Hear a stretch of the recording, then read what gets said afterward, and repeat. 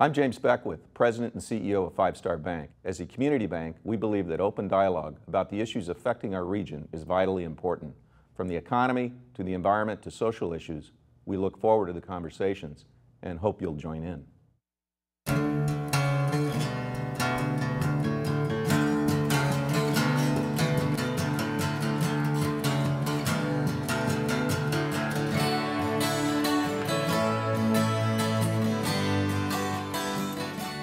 Welcome to Studio Sacramento. I'm Scott Syfax. Today's program was made in partnership with the American Leadership Forum, celebrating its 15th year in our area, bringing together over 300 local leaders, working together to unite, strengthen, and serve for the betterment of our entire region. Growing up in the Facebook generation is both exciting and bewildering. Technology, societal changes, and finding their place in the world has never been more complicated for young people. Helping us make sense of what is on the minds of our youth are Sacramento City Councilman Jay Chenier, Sacramento Youth Leadership Program graduate Anthony Tafoya. We'll be having other guests joining us later in the show. Gentlemen, welcome to the program. Pleasure to be here. I wanted to start off with you, Anthony, and ask you a question. You grew up in South Sacramento, graduated from Valley High School. How is your life today different than the people you came up with? Well, I was one of the fortunate few that decided to go and do something with myself. Mm-hmm. And I would tell you that the rest are drug dealers, are in prison, are in jail.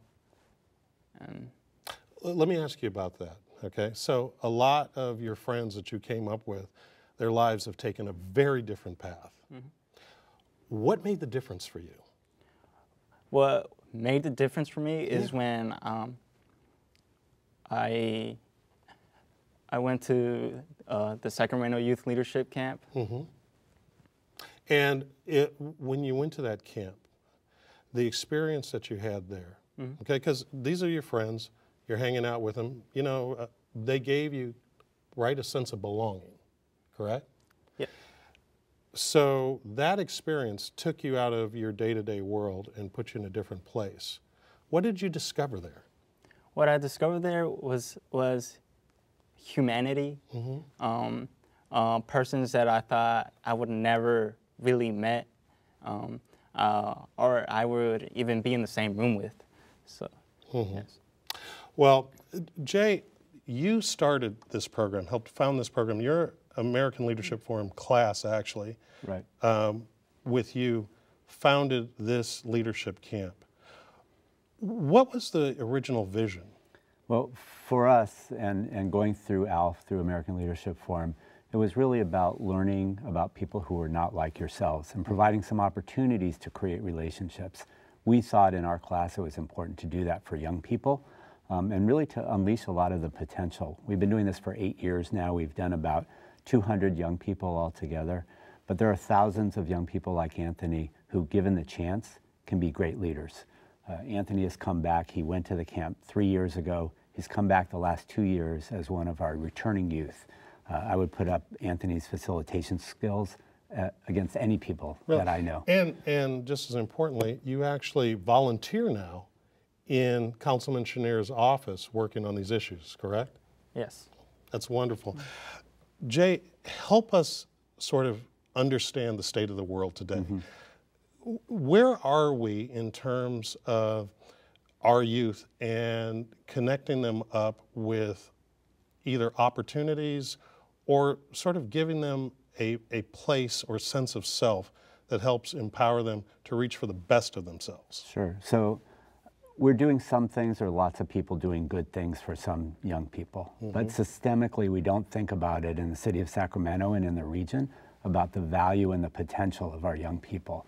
Really? How so? Well, as I've worked with many, many young people mm-hmm. over the years, we can learn so much from them. And I think far too often we take them for granted, particularly high school students. We look at them as a danger. We cross the street not to look them in the eye sometimes when we're going there. You know, recently in Florida, there's a young man who was just coming back from a 7-Eleven and mm-hmm. was killed, you know, not doing anything, just out of pure fear.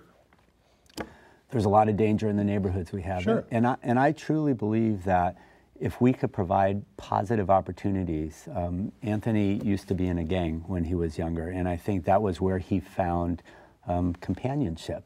But since then, and again, there's many, many young people like Anthony, providing him the opportunity to meet others, to understand that they have the same problems, the same challenges, whether they're white or black or Latino, whether they come from wealthy families or families without a lot of means. Kids come together, they get it much quicker than we do as adults. And I think that's our responsibility. If we want to be a great city here, we have to provide those opportunities. We have to learn from our young people and help them be in a position where when they take over and take care of us, they can do that successfully. Well, we're certainly going to need that, right? Absolutely, Anthony, sooner than we think. Anthony, I want to ask you a question. You know, Jay references whether you're black, you're white, you're Hispanic, whatever it is. You know, sometimes people stereotype folks. Tell us about the people that you came up with. You know, people have stereotypes, they're scary, they're in trouble, they're doing this, they're doing that. But at the root of it, these people were sort of like a family to you. And so what is it that we don't know about them that we should know in order to be able to help provide them the same opportunity that you've had? Well, I think the people should know and that we're not all that bad. I mean, nobody comes to this world and says, I want to be bad. I want the worst for myself, you know? Nobody comes to this world saying that. Even the baddest of the baddest in our neighborhoods want to do good, but they don't have those opportunities. Really? Yes. Yes. Now, you know, there are people probably who are going to watch the show and say, oh, no, that's not true. You know, born bad, grew up bad, bad seeds all the way around. But you're saying that, in fact, that's not really the case. What is it that typically that you've seen? What happens where a person ends up where they're on the wrong side of society? How does that happen? How did you see it happen? Well, I kind of just saw it happen with family and friends. And it took me through an experience that I just haven't been able to deal with. That's why I'm with Jay Chenier, the council member, and I interned 40 hours a week where I could work on youth issues and community issues, but mostly on youth issues because this is an interest that I take seriously and I take pride of representing and helping out youth that are, you know, at risk on doing those things. So basically, how I see this is, I told you that I saw it family and friends, and the way that this happened was my friend ended up getting locked up for murder. And your friend who got locked up for murder, you still think he's a good person? Yes, I think he's a good person because now these days, like I said first, nobody comes into this world. I go and visit him, and he tells me that everyone that's in jail right now doesn't want anything that they're experiencing for others. Really? Yeah. Really? Yeah. And so, you know, a lot of times, let's stay with your friend for a second. Yeah. When something like that happens, you know, there's a lot that leads up to it. Do you agree with Councilman Chenier that if there was more opportunities to be involved in things that weren't related to those negative things, that maybe the story would be different for your friend or for others like him? Well, certainly yes. I think that, and that's what happened to me when I went to the Sacramento Youth Leadership Program. It impacted me so when I saw diverse students going, not so much in cultural, because we see that in our neighborhood, but I mean economically. Right. Like for, I never thought I would be in the same room or even having a friendship with those other students that went to the camp. So what really did it for me there was when I opened up. But I only opened up because this other kid, I think he was from El Dorado Hills, at that time. And Rich kid? yeah, rich kid. Okay. You know, that's how we would call it, right? He opened up and he told me, I feel guilty because my parents got divorced, and I feel like committing suicide. That's what he told me, and that broke through my heart instantly. Like, I felt his pain at the same time, and that's when really did it for me. Okay. That at that moment, I said, if I'm gonna show people my emotions, I think this would be the right time to do it. Because I never in my life, at that point, I expressed my emotions to no one. Because you had to be hard. Yes. Okay. Anthony, we're going to take a break for a second and continue this conversation. You're watching Studio Sacramento. We'll be back in a moment to continue the conversation. Thank you for staying tuned to Studio Sacramento. Joining us is A.J. Lawson, Sacramento Youth Commissioner. A.J., you're a youth commissioner. You've been very much involved in the LGBT community. Tell us your story. Well, when I was about 12, I became really involved in my community. My mom, she was involved in the community as well, so I just sort of followed that path. And about high school, middle school, when I was coming out, I felt really alone about things, and I wanted to find other people who were similar to me. So that's how I became involved in the LGBT community. And then I was at a convening for a grant that I had written, and that's when I had saw the Youth Commission.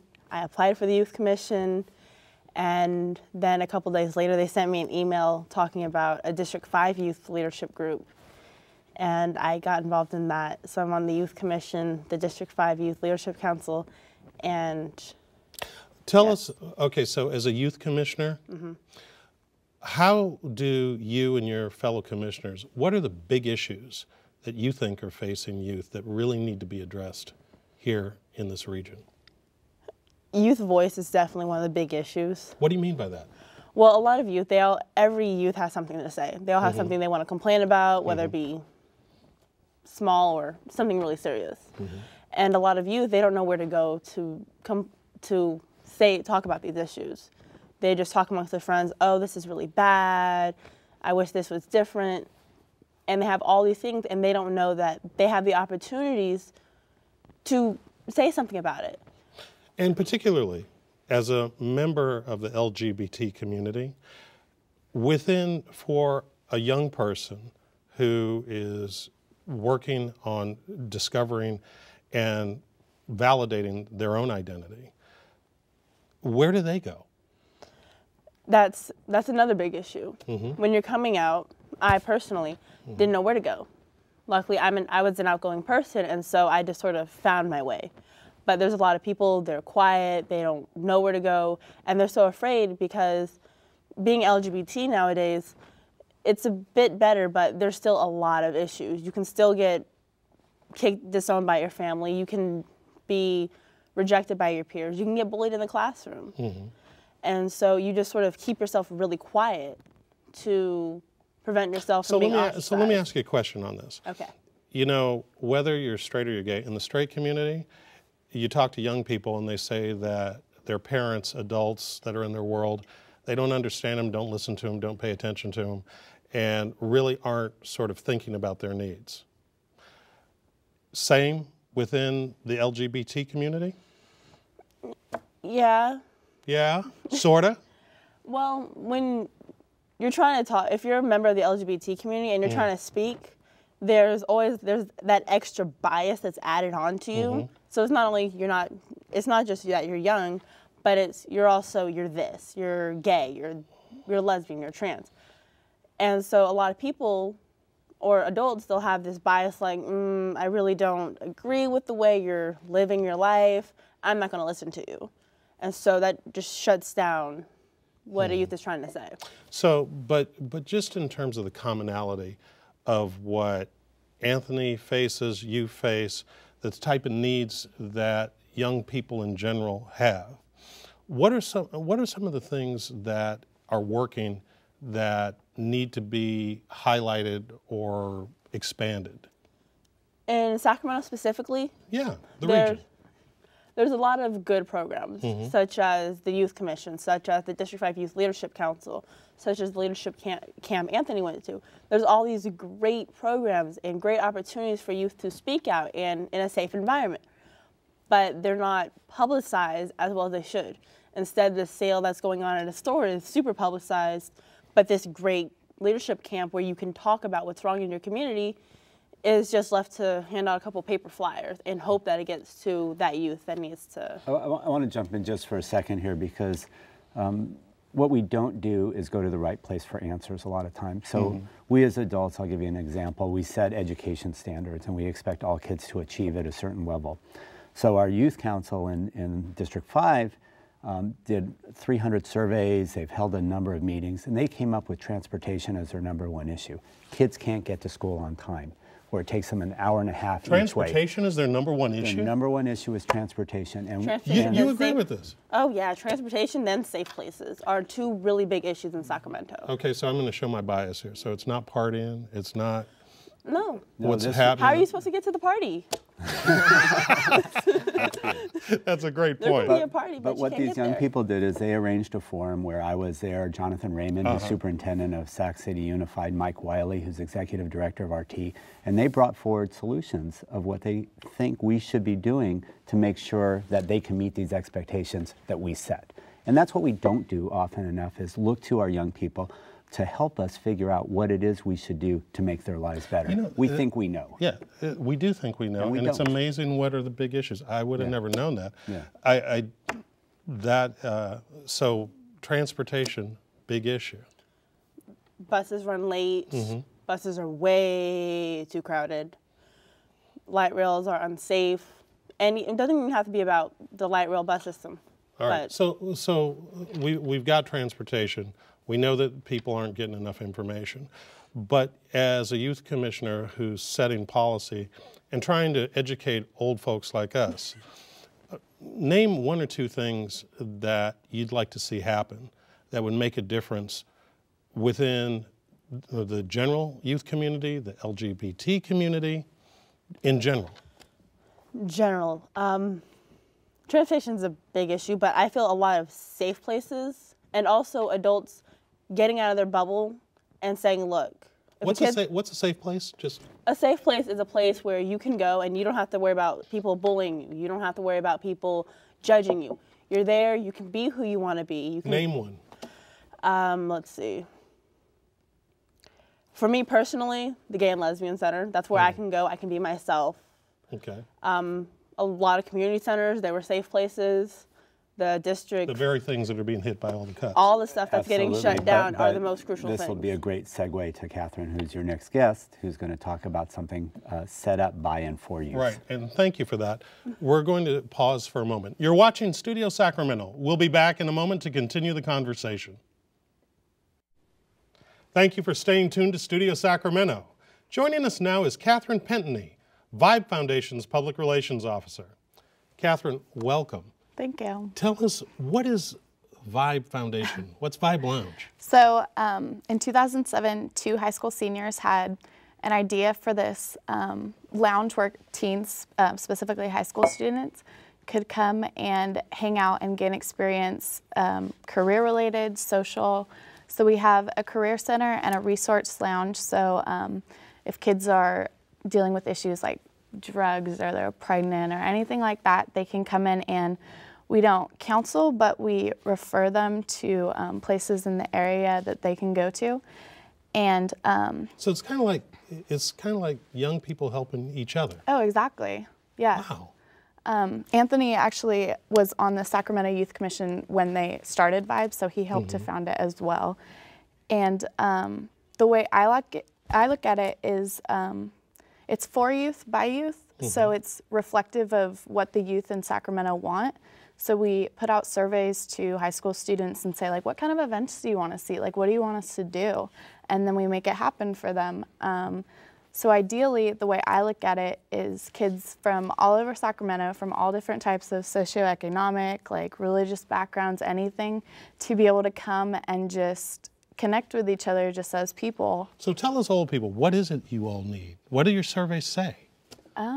Well, those are kind of like from a social standpoint, like we want karaoke nights or we want open mic, like poetry slams.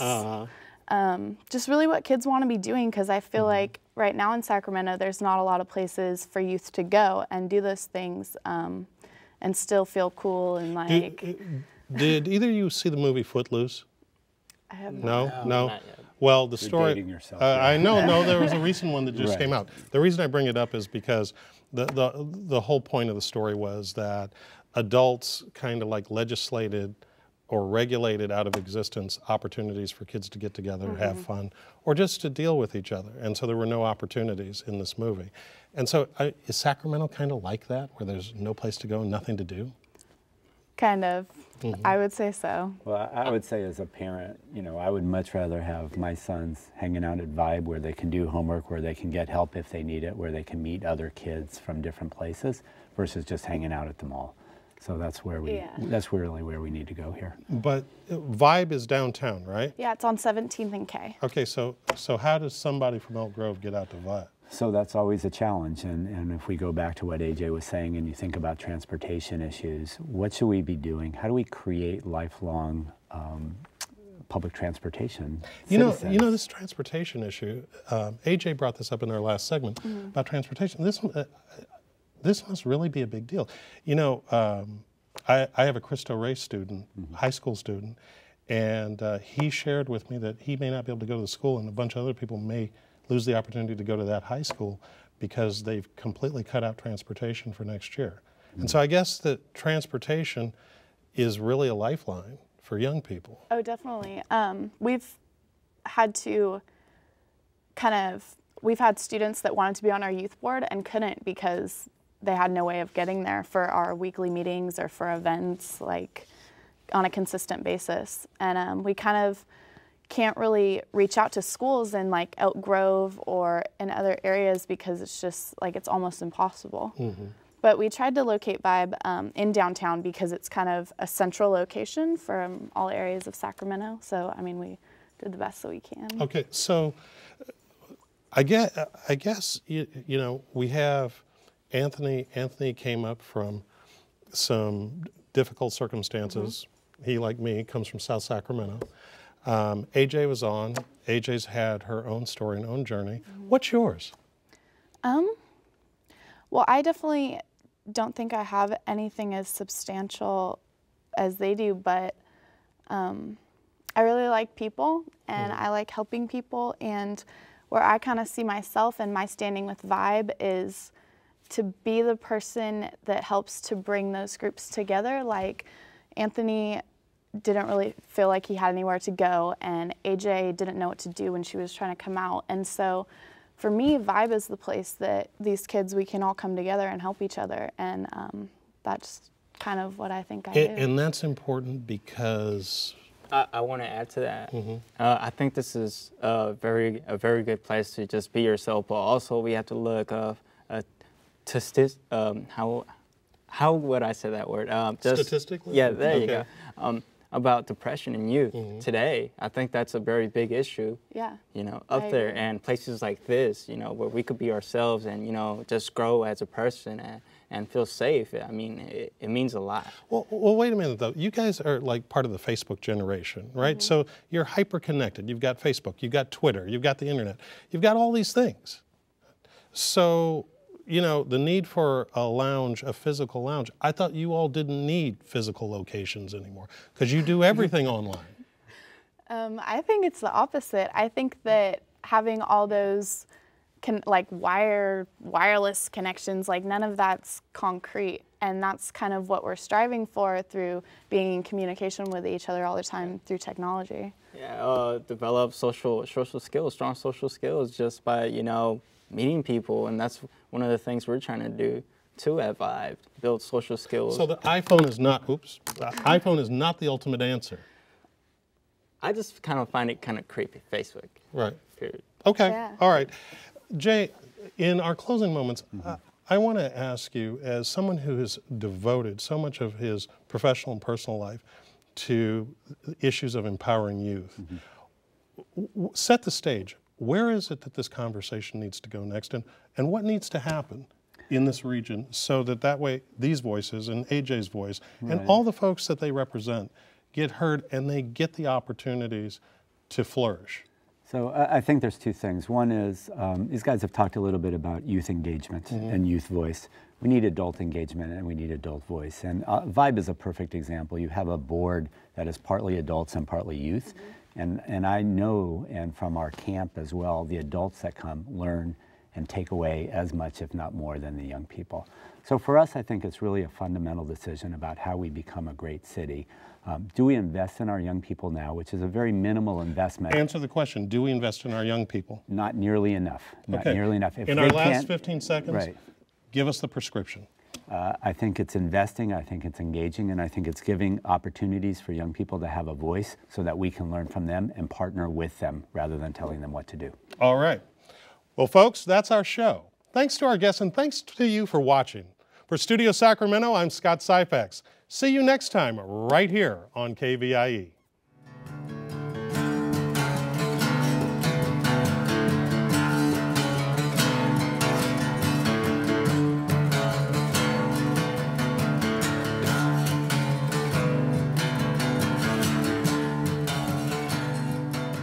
I'm James Beckwith, President and CEO of 5 Star Bank. As a community bank, we believe that open dialogue about the issues affecting our region is vitally important.